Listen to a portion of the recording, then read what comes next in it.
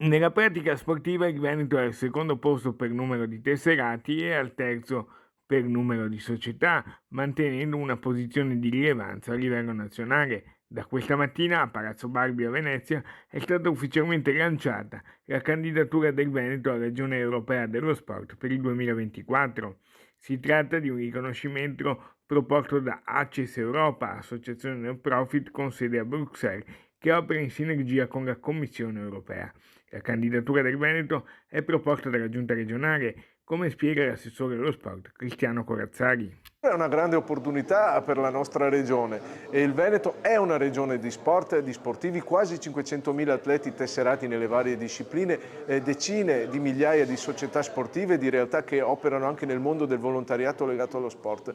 Si tratta di un valore eccezionale per la nostra comunità in termini di qualità della vita, di prevenzione delle malattie, di miglioramento anche del rapporto di coesione sociale. Ci sono poi i grandi eventi nella nostra regione. Le Olimpiadi di Milano Cortina che ci aspettano nel 2026, fortemente volute dal Presidente Zaia.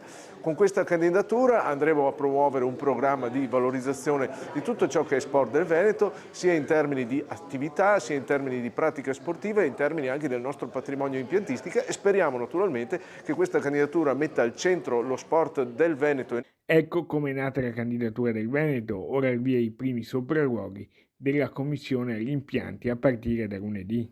Rosanna Conte, veneta di Treviso, non si è fatta scappare questa idea, pertanto si è impegnata immediatamente parlandone sia con l'assessore sia col presidente della regione Zaia.